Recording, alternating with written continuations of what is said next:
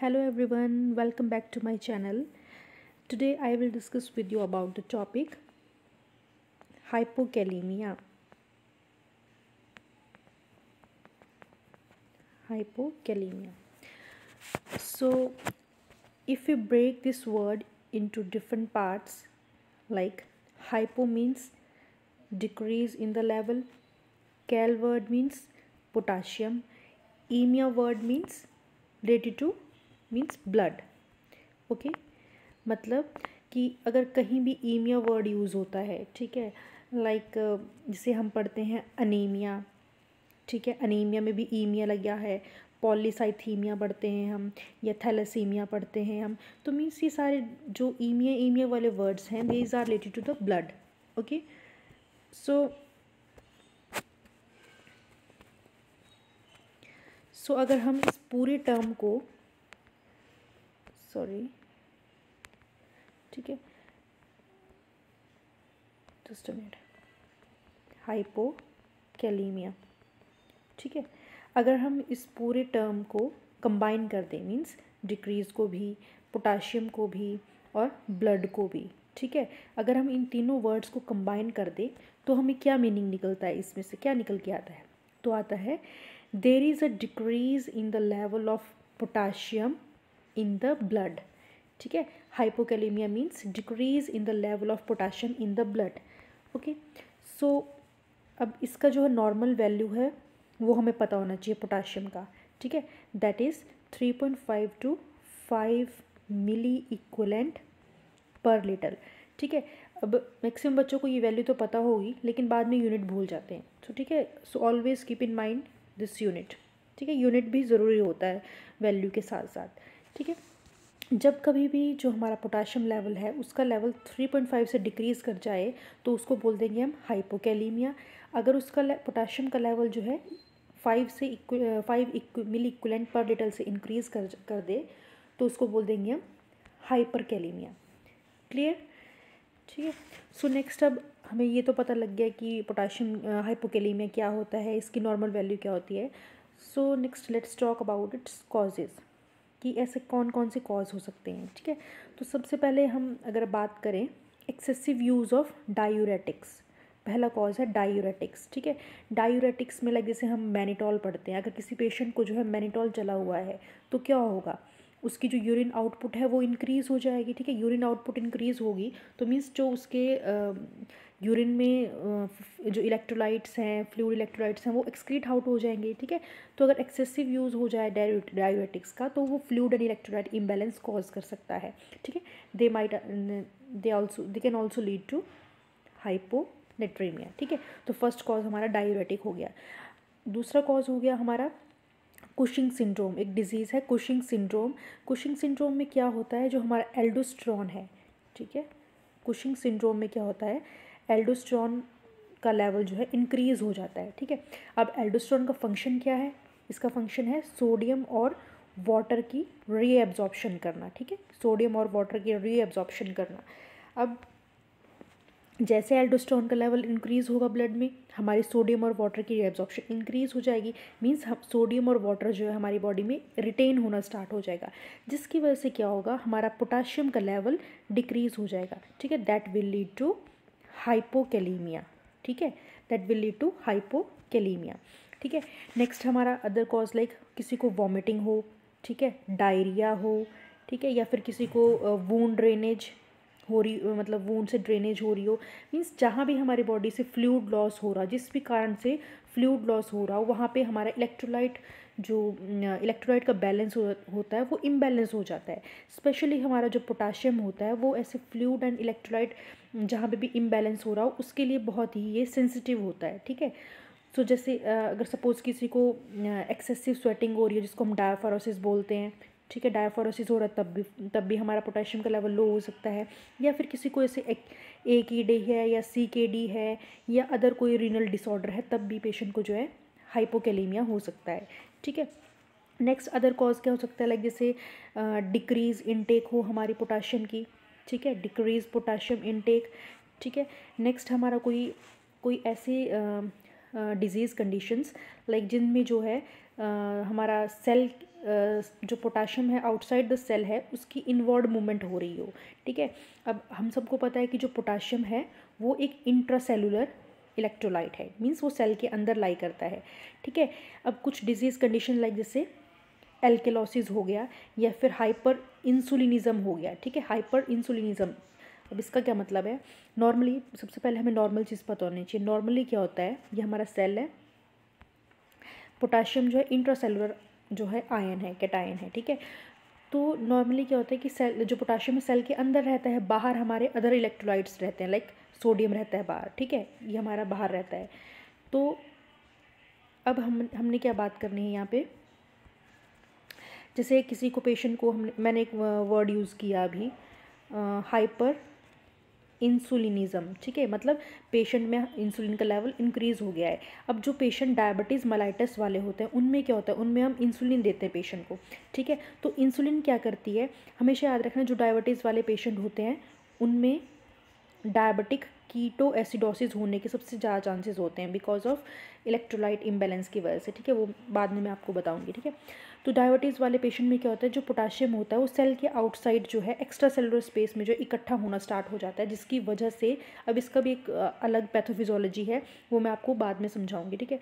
तो diabetes mellitus वाले patient में क्या होता है, पोटाशियम जो है सेल के बाहर इकट्ठा होना स्टार्ट हो जाता है, जिसको हम डायबिटिक कीटो एसिडोसिस बोलते हैं। तो जब पेशेंट को इंसुलिन दी जाएगी तो इंसुलिन क्या करेगा, इस पोटाशियम को सेल के अंदर की तरफ धकेलेगा, ठीक है, पुश करेगा। इससे क्या होगा, जो सारा पोटाशियम है एक्स्ट्रा सेलुलर स्पेस में वो इंट्रासेलुलर स्पेस में चला जाएगा, which lead to decrease in the amount of potassium outside the cell, ठीक है। सेल के अंदर तो इसका लेवल इंक्रीज़ हो गया, लेकिन सेल के बाहर इसका लेवल डिक्रीज़ हो गया। हम कभी भी जो भी कोई भी इलेक्ट्रोलाइट है उसका लेवल इंक्रीज़ हो रहा है या डिक्रीज़ हो रहा है, वो कहाँ पे चेक करते हैं, आउटसाइड द सेल चेक करते हैं, ना कि इनसाइड द सेल, ठीक है।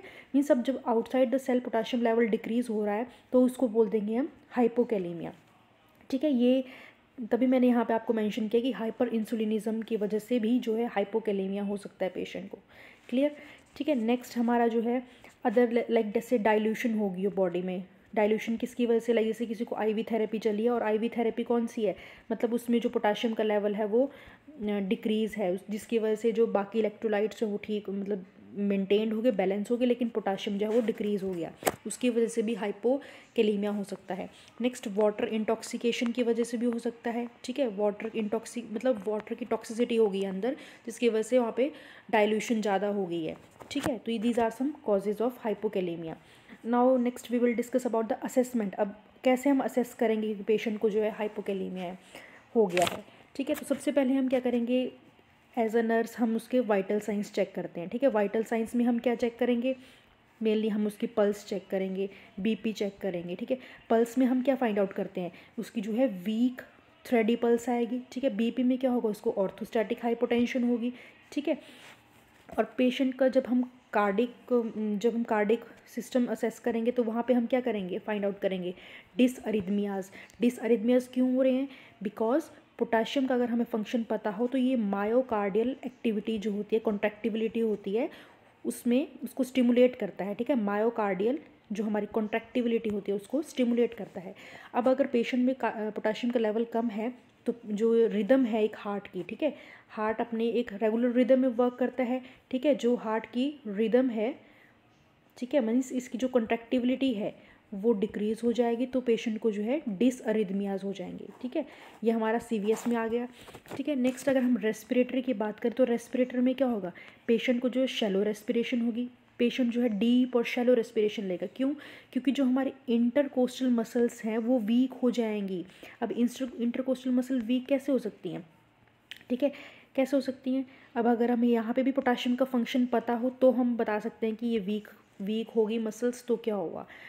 अब जो हमारा पोटाशियम होता है, ठीक है, पोटाशियम का काम क्या है, पोटाशियम का मसल कॉन्ट्रैक्शन में हेल्प करता है, ठीक है। मसल कॉन्ट्रैक्शन में कहाँ पे, अगर आपको याद हो हमने कुछ ऐसा पढ़ा होता है प्लस माइनस एक्शन पोटेंशियल बोलते हैं जिसको, एक्शन पोटेंशियल जो मसल की कॉन्ट्रैक्शन में हेल्प करता है, ठीक है। अगर एक्शन पोटेंशियल सॉरी, ठीक है, अगर पोटेशियम का लेवल डिक्रीज़ हो गया तो जो हमारा एक्शन पोटेंशियल है, मीन्स कि हमारी जो कॉन्ट्रैक्टिबिलिटी होती है मसल्स की, वो डिक्रीज़ हो जाएगी। अब जहाँ जहाँ मसल्स होंगी वहाँ वहाँ क्या होगा, मसल की वीकनेस हो जाएगी और वो अपना फंक्शन परफॉर्म नहीं कर पाएगी। अब here we are talking about respiratory system.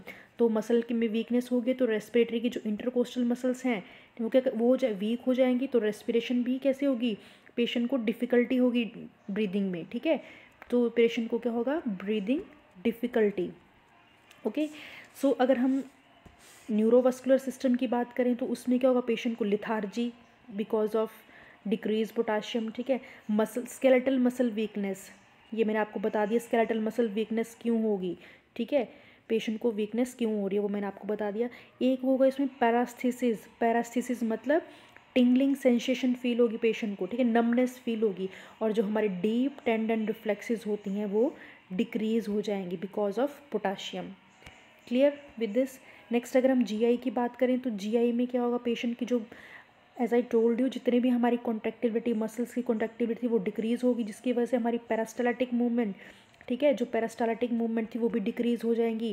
Then patient में लीड टू पैरालिटिक इलियस, ठीक है, पेशेंट में lead to paralytic ileus. Other like जैसे नोजिया, वॉमिटिंग, ठीक है, एब्डोमिनल पेन, ये पेशेंट को होंगे, ठीक है। अब सबसे मेन इसका जो है, अगर हम ईसीजी के लिए देखें पेशेंट की, अगर जिस पेशेंट को हाइपोकैलियम तो ईसीजी कैसी होगी, नॉर्मल ईसीजी कैसी होती है, एक हमारी पी वेव होगी, एक हमारी क्यूआरएस वेव होगी, और साथ में हमारी ऐसे टी वेव होगी, ठीक है। ये ऐसा समवट ऐसी ऐसी होती है, ठीक है, एक आइसोमेट्रिक लाइन होती है बीच में। लेकिन जब हमारा हाइपोकैलिमिया वाला पेशेंट है उसमें ईसीजी कैसी होगी, पी वेव, क्यूआरएस वेव, और यहाँ पे हमारी ऐसे एक यू वेव, ठीक है। जो हमारा एसटी सेगमेंट है वो एलिवेट हो जाएगा और एक यू वेव बनेगी। So that is the main difference. अगर हम ऐसे आइसोमेट्रिक लाइन बनाए तो हमारा एसटी सेगमेंट और टी वेव जो है इन्वर्टेड है और एक यू वेव अलग से बन जाती है, और ये हमारा यहाँ पे जो पी आर इंटरवल है वो भी प्रोलॉन्ग्ड हो जाता है, ठीक है। तो ये मेन हमारा ईसीजी चेंजेस जो हैं वो हमने याद रखने हैं। क्लियर। अब हम मेन हमारी जो है एज अ नर्स हमारी क्या इंटरवेंशन होगी, ठीक है, एज अ नर्स हमारी इंटरवेंशंस क्या हैं। तो सबसे पहले हमने क्या करना है, जो इलेक्ट्रोलाइट है उनको हमने मॉनिटर करना है, मॉनिटर इलेक्ट्रोलाइट, ठीक है। आफ्टर दैट अब हमें पता है कि पोटाशियम का लेवल जो है डिक्रीज़ है, ठीक है, तो हमें क्या करना पड़ेगा, पोटाशियम सप्लीमेंट देने पड़ेंगे। पोटाशियम सप्लीमेंट हम ओरल भी दे सकते हैं, ठीक है, ओरली भी दे सकते हैं, आइदर हम इंट्रावीनस भी दे सकते हैं, ठीक है। अब ओरली कैसे देंगे और इंट्रावीनस कैसे देंगे, ठीक है, ये दोनों अलग अलग इसके मेथड हैं। सो अब हम जब अगर ओरली दे रहे हैं पेशेंट को, तो ओरली में हमने क्या याद रखना है कि ये जो पोटाशियम सप्लीमेंट्स होते हैं ये नोजिया वॉमिटिंग कॉज करते हैं, ठीक है। तो ऑलवेज़ कीप इन माइंड कि पेशेंट को हमने एम्प्टी स्टमक नहीं देने हैं, ठीक है। Do not give potassium supplement to the patient on with empty stomach, ठीक है। पेशेंट को हमने जो है कुछ ना कुछ खाने के लिए बोलना है, बिकॉज ये इसका टेस्ट भी अलग अच्छा नहीं होता और ये हार्श मटेरियल होता है, तो हमने पेशेंट को एम्प्टी स्टमक अवॉइड करना है। नेक्स्ट मेन इसमें पॉइंट क्या है कि अगर पेशेंट को सप्लीमेंट्स लेने के बाद एब्डोमिनल पेन हो रहा है, नोजिया वॉमिटिंग हो रहा है, ठीक है, या फिर डायरिया हो रहा है, या फिर जीआई डिस्कम्फर्ट कुछ भी हो रहा है, तो उस टाइम पे हमारा जो प्रायोरिटी नर्सिंग इंटरवेंशन है पीएनआई वो क्या होगा, हमने क्या करना है, स्टॉप और डिसकंटिन्यू द मेडिसिन, ठीक है, स्टॉप और discontinue the medicine. Clear. After that अगर हम लिक्विड दे रहे हैं पेशेंट को, ठीक है, अगर हम लिक्विड सप्लीमेंट दे रहे हैं तो पेशेंट को क्या बोलना है कि अब हमें पता है जो पोटाशियम क्लोराइड लिक्विड फॉर्म में है वो उसका टेस्ट जो है अनप्लेजेंट टेस्ट होता है, ठीक है।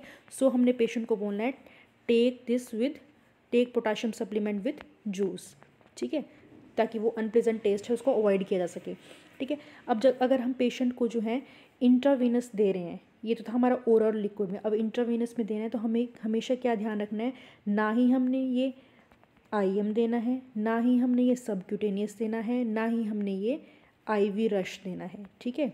ऑलवेज कीप इन माइंड इनमें से हमने कोई सा भी रूट नहीं देना है, ठीक है।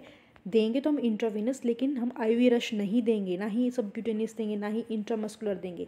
तो हम कैसे देंगे, हम देंगे इन्फ्यूजन पंप के थ्रू, ठीक है, इन्फ्यूजन पंप के थ्रू। उसका भी एक रेट है, रेट क्या है हमारा 5 to 10 milliequivalent per are.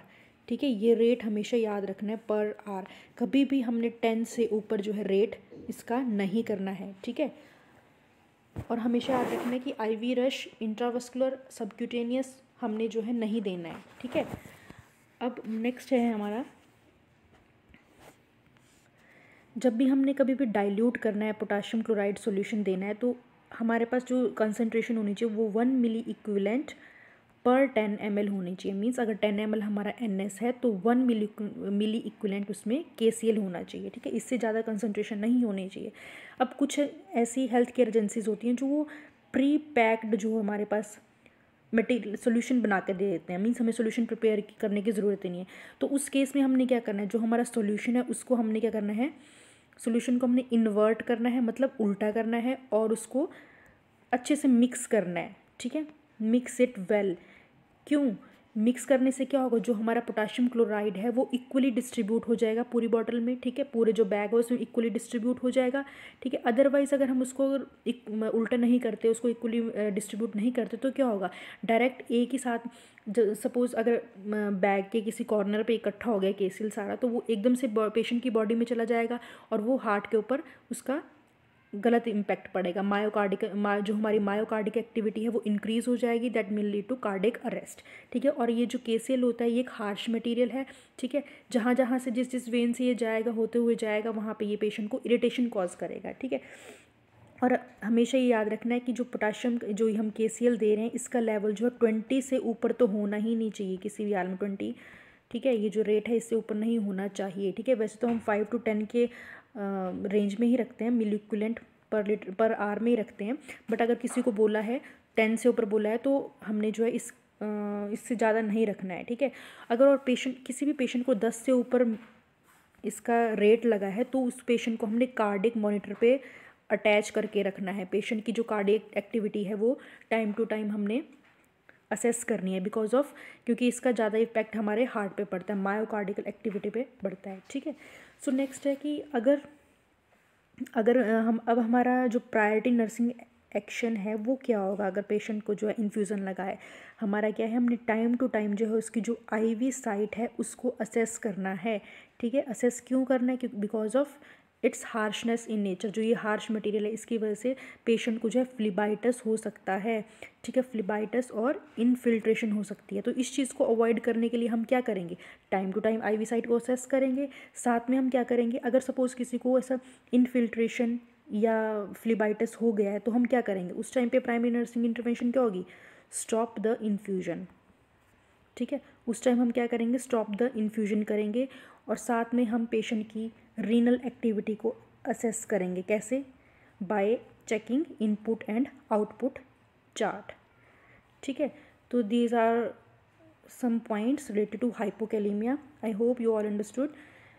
For more queries, अगर आपको कोई queries है, you can ask any question, and please don't forget to share, like and subscribe.